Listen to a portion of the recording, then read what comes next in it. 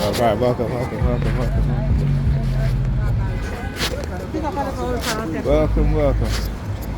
Yeah, anyhow, um, so look, start to see them showing up again. Right, and like I said, just when you watch my video, just look at the things that they do. They'll always do the exact same thing, right? They'll always do the exact same thing. And these are talking about the New York Predator Department. Whenever they're around and I'm approaching, you start to see them engage in certain types of movement, certain types of action, right? They'll always done that. Either if they're sitting in the police car, right? If the lights are out, as soon as they see me, they'll turn on their lights.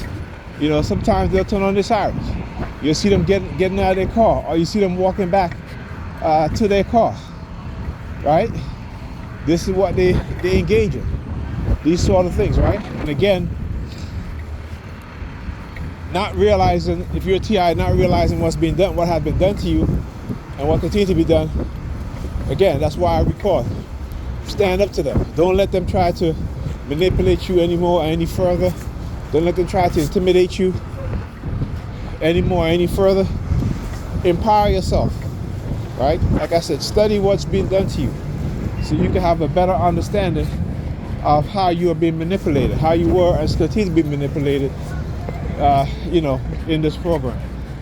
So like I said, this is how they engage in trying to get the public to accept certain wrongs that they're doing, that they have done to human beings, to victims of these technology that they are planning to implement. And they will lie, cheat, steal, murder. We know this. We see how far they'll go through to hide the truth. Murder, like Michael Hastings, right? Again, who exposed a lot of things that the U.S. military was doing, right? Particularly using psychological operations, right? Psychological psyops on U.S. senators, I should say U.S. government officials, right? Whether it be senators or congressmen, in order to increase the military budget. And when you look and you see how much, they're going to know New York Predator Department vehicle over here too, how much the military budget has increased within the past decade, you know that what Michael Hastings was saying was absolutely true, right? And this is why they have to get rid of him. What, you don't think that they plan to get rid of me? I talk about this all the time. They're just waiting for the perfect opportunity. They're going to manipulate people, try to manipulate me so that they can do just that, right? And actually, I remember, was it a few years ago, and this guy was inviting me to speak at some function, right? You know, because again, he'd been reading my posts and like, yeah, this is a very knowledgeable brother. Let me invite him. You know what I'm saying? And I was like, really? Because it's funny how I don't usually see a lot of his posts anymore, whereas before he asked me, I was always seeing his posts. Okay? So I'm like, nope, you're not going to try to do me like you did Malcolm X's grandson. You know what I'm saying? Right? So that's to tell you how much they're going to go, how far they're willing to go. Right? And again, nobody ever think about that. How they set up Malcolm X's grandson to be killed as soon as he decided that, hey, you know what? I want to follow my grandfather's footsteps. Right? Come on now. I tell you, we're too busy trying to one-up each other, trying to be better than each other, as opposed to being better together, as opposed to rising together, right? Growing together. This is how they separate us, create a high sense of individualism, right? Selfishness, to which we've never seen before. So yeah.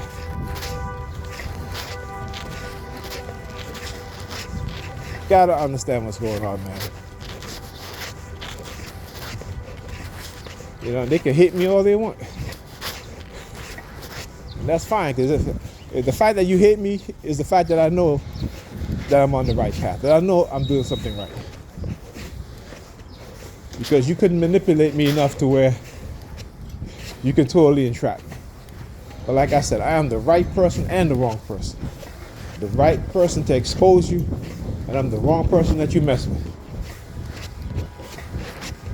All right, we all have a purpose, our calling, and this is just one of mine. Okay, it's not the only calling I have, but this is one of mine.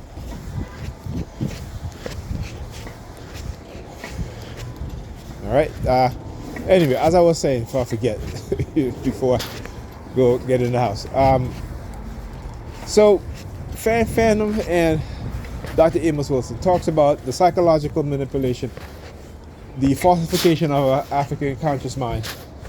Because when the people control the source of, when these race people control the source of your information, right? Which again, a lot of it is based on lies. Okay, particularly about Africa, right? We have this false sense of identity. You know, we're not identifying with Africa in a truthful and an accurate historical way, right? Because we've been cut off. They cut us off from Africa spiritually, intellectually, physically, right? Because they understand African spirituality more than we do. We think of African spirituality as beating drums and being connected to the same European God, because what people in Africa have done, blacks in Africa have done, is integrated some of their African belief system into the European religion, right? Because they will engage in some of the African practice, but they'll incorporate Christianity in it. That's not African. Christianity in the form that it is today is not African. Okay? And this is something that we don't quite understand and we have to realize. Right? So again, understand it. Go back to the original. Go back to way before Europeans came on the scene.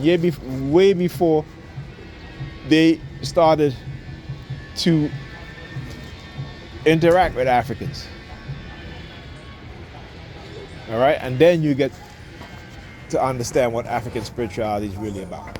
Then we can become highly technically advanced people. Then we can become the warrior class that we're supposed to be, right? And it doesn't, when I say the warrior class, doesn't mean that, you know, we're actively engaging in war. But what I mean is that when you have a group of people who continue to oppress us, who continue to brutalize us, murder us, right, that we will do what needs to be done to make them know that this cannot go on, that we will not stand for this any longer.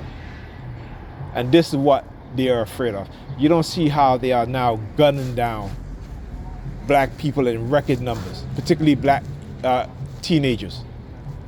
Right? And like I said before, years before, I said, when the white community stand by and say nothing, eventually they will turn on the white community and on white people much more. Why? Because it becomes no longer an issue of identifying as a race, but more of an issue of a power dynamics. Right? Because they're no longer going to see you as being white, but they're going to see you and you trying to exert your rights, which you've done before and have gotten away with it. They're going to now take that as a threat. And they're going to turn and start brutalizing you also. All right? Anyway, I'll talk to you guys in the next video.